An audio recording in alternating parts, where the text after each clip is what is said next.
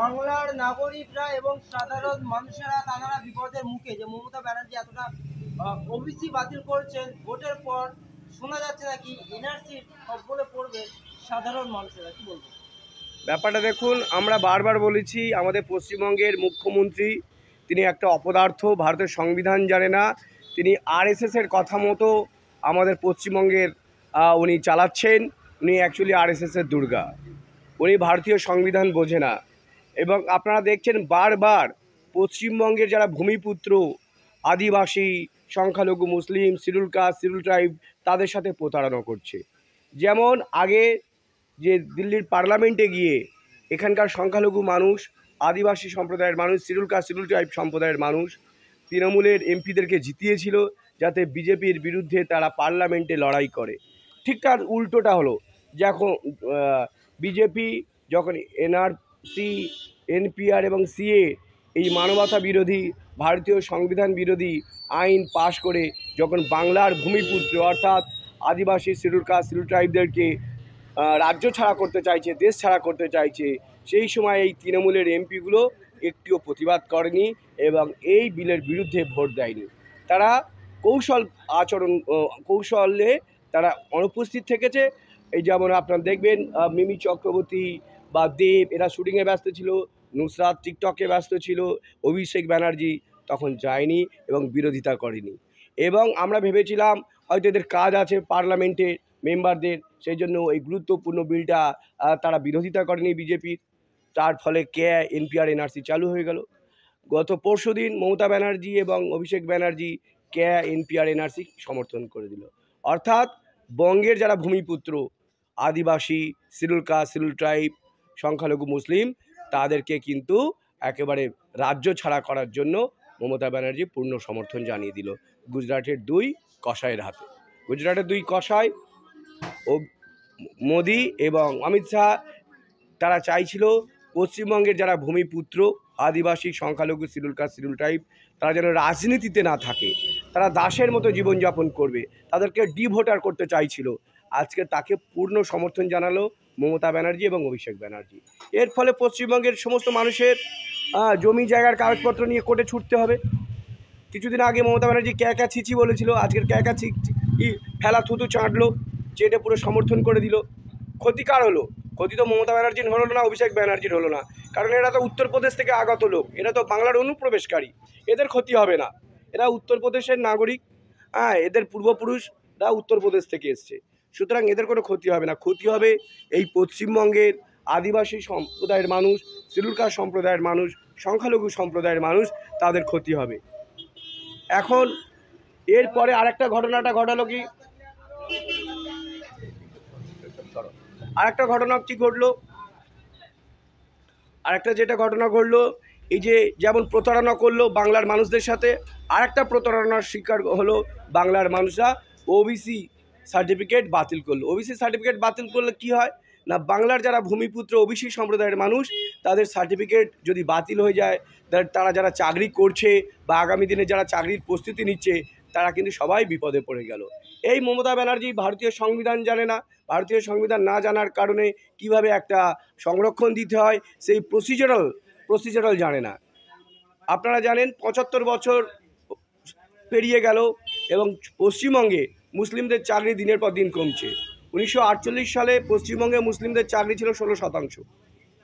যখন কংগ্রেস সরকার ১৯৪৮ সালে ক্ষমতায় আসলো আমাদের পশ্চিমবঙ্গে, ৪৮ সাল থেকে ৭৭ সাল পর্যন্ত সেই ১৬% চাকরি কমে এসে ১১%তে দাঁড়ায়। আর বামেরা যখন ১৯৭৭ সালে ক্ষমতায় আসে, সেই আবার বামেরা যখন ৭৭ সাল থেকে ২০১১ সাল পর্যন্ত সরকার চালায়, মুসলিমদের ১১% চাকরি কমে এসে ৩%। এই বামেরা যখন চলে যাওয়ার সময় তখন সাচার কমিটির রিপোর্ট আসে। সাচার কমিটির রিপোর্ট চোখে আঙুল দিয়ে দেখিয়ে দেয় সংখ্যালঘু মুসলিমদের চাকরিতে পশ্চিমবঙ্গের উপস্থিতির হার খুবই কম এবং হতাশজনক। তখন তড়িঘড়ি তৃণমূলের আগের সরকার তারা সংরক্ষণ দেয় 10% ওবিসি এদের। কিন্তু এই যাদের সংরক্ষণ দিতে হবে, সংবিধান অনুযায়ী তাদের ওপর একটা সার্ভে করতে হয়, তাদের আর্থিক, সামাজিক ও রাজনৈতিক অবস্থা নির্ণয়ের জন্য একটা বেসলাইন সার্ভে করতে হয়। সার্ভে করে মন্ত্রী পরিষদে ওটা পাশ করাতে হয় এবং তারা রেকমেন্ডেশন করে যে কোন কোন টাইটেলের মানুষ ওবিসি সম্প্রদায় হলো এবং তাদের সামাজিক রাজনৈতিক অবস্থান এর উপরে রিপোর্ট পেশ করার পরে আজকের মমতা ব্যানার্জি কী করলো, এই যে উনি যখন ক্ষমতায় আসলো পরবর্তীকালে মুসলিমদের যে টাইটেলগুলো আস্তে আস্তে ওবিসির মধ্যে অন্তর্ভুক্ত করলেন, কিন্তু এই টাইটেলগুলোর কোনো সার্ভে করলো না, বেসলাইন সার্ভে হলো না, আর্থিক সামাজিক রাজনৈতিক যে একটা স্ট্যাটিস্টিক্যাল রিপোর্ট তৈরি করতে হয় সেই রিপোর্ট তৈরি করলো না এবং রেকমেন্ডেশনও করা হলো না, যার ফলে হাইকোর্ট ঠিকই বলেছে যে এটা প্রসিজারাল ল্যাপস। আজকে যারা মমতা ব্যানার্জি যেদিন থেকে ক্ষমতা এসেছে তারপর যে ওবিসি সার্টিফিকেটগুলো বেরিয়েছে প্রত্যেকটাই ইনভ্যালিড। যারা চাকরি করছে তারা ভবিষ্যতে ক্ষতির মুখে পড়তে পারে এবং যারা চাকরির প্রস্তুতি নিচ্ছে তাদের তো হতাশজনক অবস্থা। ওবিসি সার্টিফিকেট হলে একটা সংরক্ষণের সুযোগ পায়, সে থেকে বঞ্চিত হলো। অর্থাৎ মমতা ব্যানার্জি এসে একেবারে সংখ্যালঘু মুসলিমদের যুবকদের যে চাকরি করার একটা ইচ্ছা জেগেছিল সংরক্ষণের মাধ্যমে সেটা পুরো একবার শেষ করে দিল, আর অন্ধকারে ডুবিয়ে দিল, প্রতারণা করলো মমতা ব্যানার্জি সংখ্যালঘু শিক্ষিত যুবকদের সাথে। এটা একটা নমুনা, কারণ মমতা ব্যানার্জি বারবার মুসলিম সম্প্রদায়ের প্রতারণা করে। কে এনপিআর এনআরসিএ তাদের পার্লামেন্টের মেম্বাররা এমপিরা, এই যে অভিষেক ব্যানার্জি ডায়মন্ড হারবার থেকে জিতেছিলেন তিনিও প্রতিবাদ করেনি। হ্যাঁ, অভিষেক ব্যানার্জি, আপনার ওই কল্যাণ বন্দ্যোপাধ্যায়, আপনার সৌগত রায়, মিমি চক্রবর্তী, নুসরাত জাহান, এরা কেউ কিন্তু এনপিআর এনআরসি সিএ বিলের বিরোধিতা করেনি। একবার পার্লামেন্টে আইন পাশ হয়ে গেলে নাগরিকত্ব বিষয় সেটাকে কেউ বন্ধ করতে পারে না, কোনো রাজ্যের কোনো সরকার পারে না, এখতিয়ার নেই, একমাত্র সুপ্রিম কোর্ট এই আইনটাকে বন্ধ করতে পারে। তাহলে সুপ্রিম কোর্টে কে প্রথম রিট পিটিশন করলো? বাংলার তরুণ তুর্কি নওশাদ সিদ্দিকী সাহেব সুপ্রিম কোর্টে গিয়ে প্রথম কে এনপিআর এনআরসির বিরুদ্ধে কেস করলো। তার পরবর্তীকালে আরও 236টি বিভিন্ন রাজ্য থেকে, কেরালা, তামিলনাড়ু, জম্মু কাশ্মীর, উত্তরপ্রদেশ, গুজরাট থেকে তারাও সুপ্রিম কোর্টে এই কে এনপিআর এনআরসির বিরুদ্ধে মামলা করলো। আজকের কে এনপিআর এনআরসি ভারতীয় সংবিধান বিরোধী। আজকের আমেরিকা, জার্মানি তারাও বলছে যে মোদী সরকার যে কে এনপিআর এনআরসি চালু করছে ভারতীয় সংবিধান বিরোধী, এটা মানবতা বিরোধী। মানুষকে আটক করে তাদেরকে গ্যাস চেম্বারে মারার যে পরিকল্পনা করছে অমিত শাহ মোদী পশ্চিমবঙ্গের ভূমিপুত্রদের, বিশেষ করে আদিবাসী, সংখ্যালঘু, মুসলিম, শিডিউল কাস্ট, শিডিউল ট্রাইব, এরা তো এখানকার ভূমিপুত্র, এদেরকে ডিটেনশন ক্যাম্পে নিয়ে যেতে চাইছে মোদী আর অমিত শাহ। সেটাকে মমতা ব্যানার্জি এবং অভিষেক ব্যানার্জি পূর্ণ সমর্থন করে দিল। এর দ্বারা বোঝা যায় এই যে মমতা ব্যানার্জি, অভিষেক ব্যানার্জি এই কেয়ার পূর্ণ সমর্থন ছিল, সেই জন্য তারা ভোটাভুটিতে অংশগ্রহণ করেনি। আজকে তার পরিষ্কার রূপ এসে গেল।